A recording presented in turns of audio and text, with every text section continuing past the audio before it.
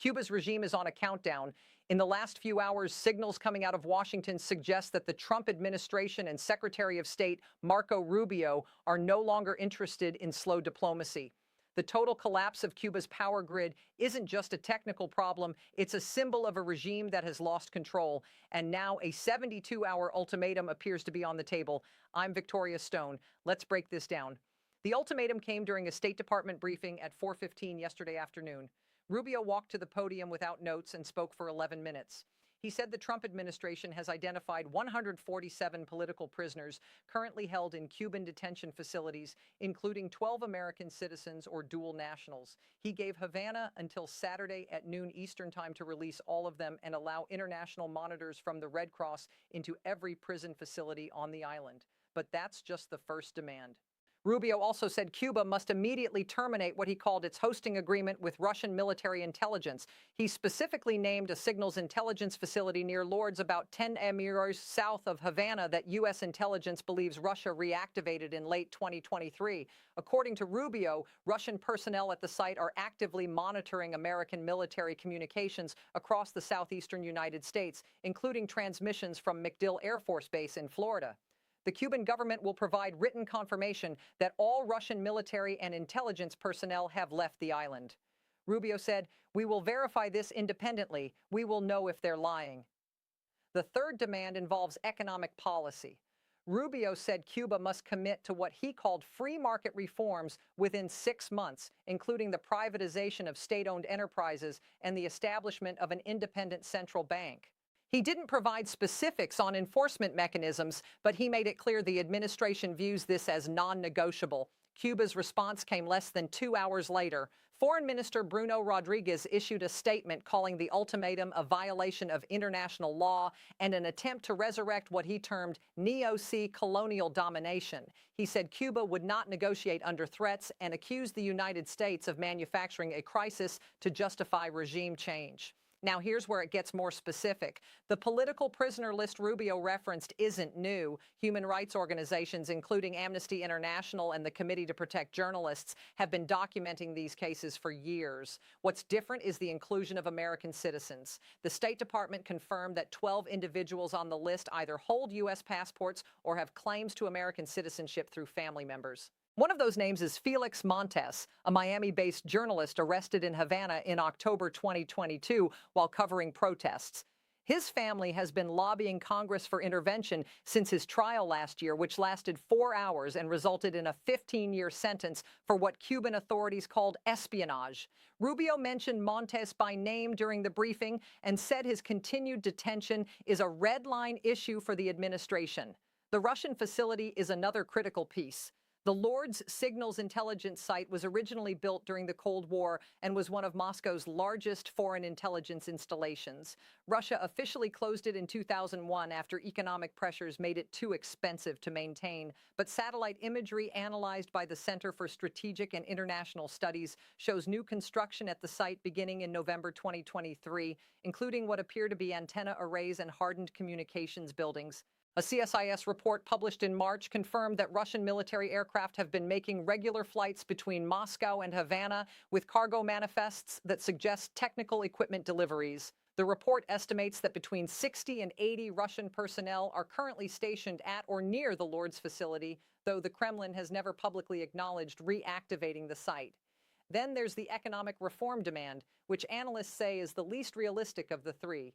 Cuba's economy has been state-controlled since 1960. Expecting Havana to dismantle that structure in 6 months isn't just ambitious, it's historically unprecedented.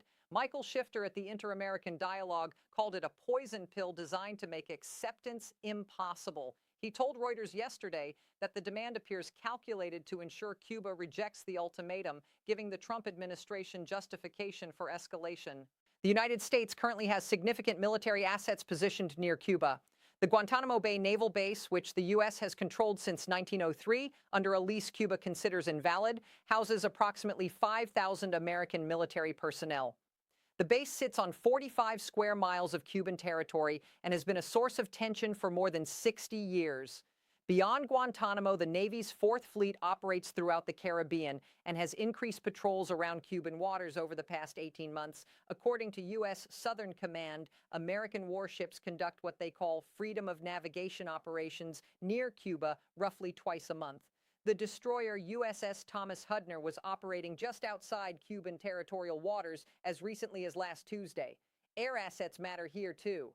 MacDill Air Force Base in Tampa, which Rubio specifically mentioned in relation to Russian monitoring, is home to both Central Command and Special Operations Command.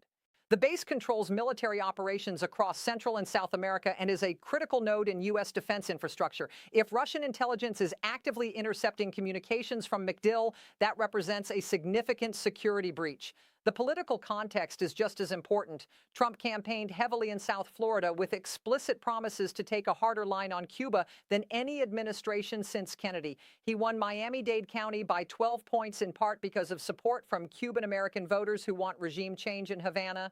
Appointing Rubio as Secretary of State was a signal that those campaign promises would translate into policy.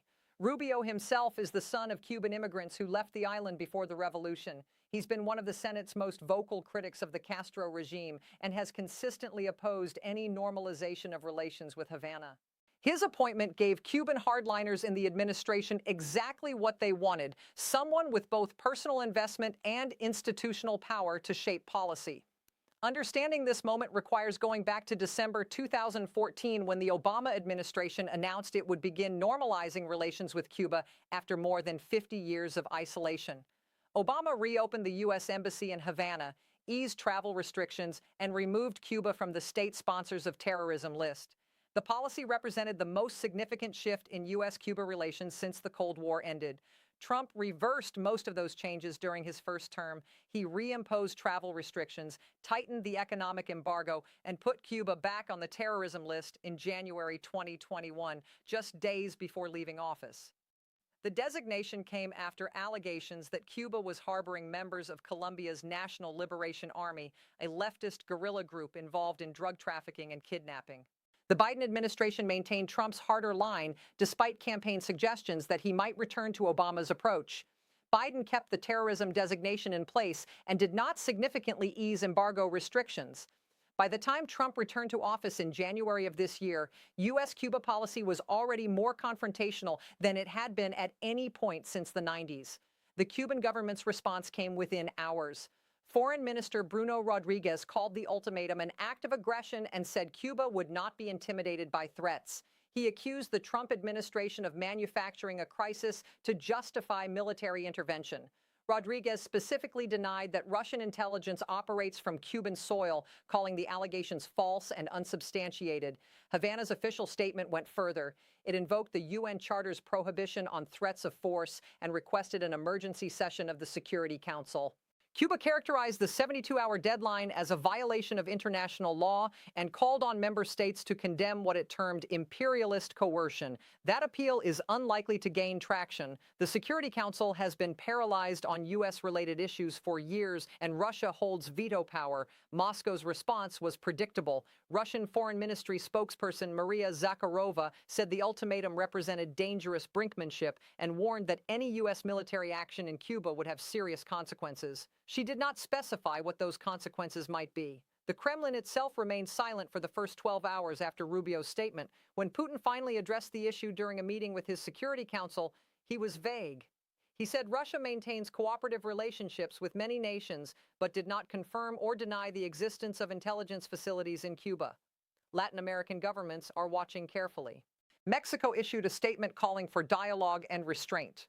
Brazil's foreign ministry expressed concern about escalating tensions in the region, but stopped short of taking sides. Several Caribbean nations that depend on Cuban medical personnel and have economic ties to Havana stayed silent. The real diplomatic pressure is coming from Europe. France and Germany both urged the United States to pursue diplomatic channels before considering military options. A joint statement from the European Union's foreign policy chief called the 72-hour deadline counterproductive and warned that unilateral action would destabilize the Caribbean. That criticism carries limited weight in Washington. Trump has shown little interest in European opinion on hemispheric matters. What happens when the deadline expires depends entirely on what intelligence the administration presents and whether it can verify Russian operations on the island. If the White House releases satellite imagery, intercepted communications, or defector testimony showing active Russian facilities in Cuba, the political calculus changes. Congress would likely support some form of punitive action.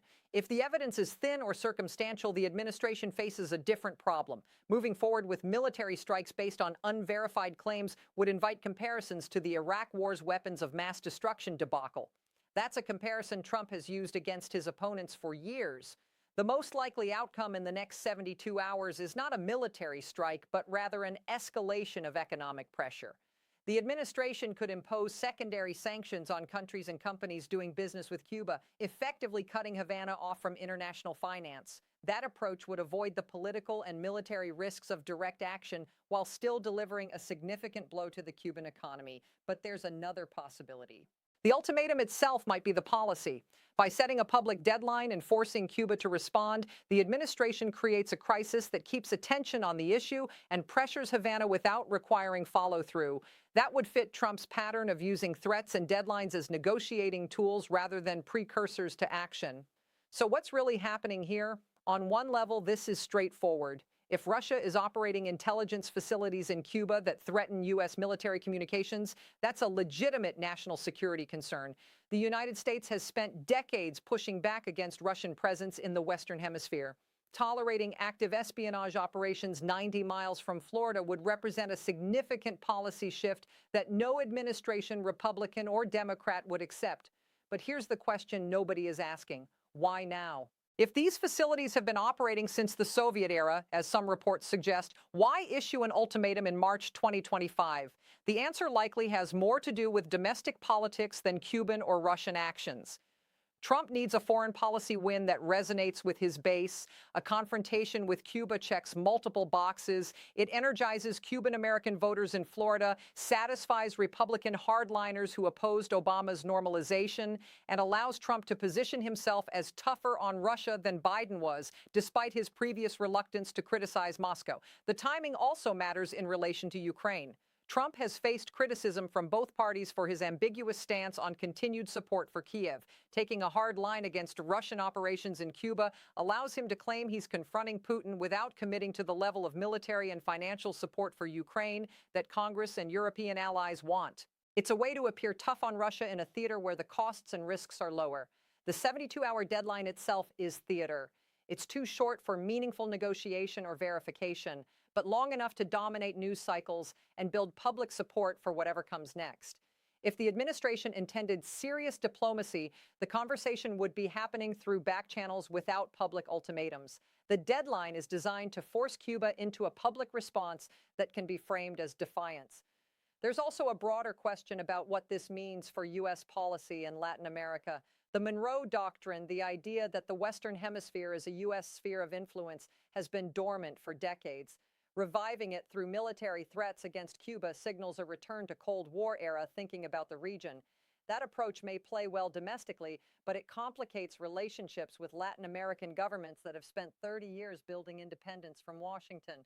Let me tell you what we know. We know Marco Rubio issued a 72-hour ultimatum to Cuba demanding the closure of alleged Russian intelligence facilities. We know the deadline expires this Friday and no clear evidence has been made public. We know the Cuban government denies the facilities exist and has called the ultimatum an act of aggression. We know the U.S. military maintains a significant presence in the region with ships, aircraft, and bases capable of rapid deployment.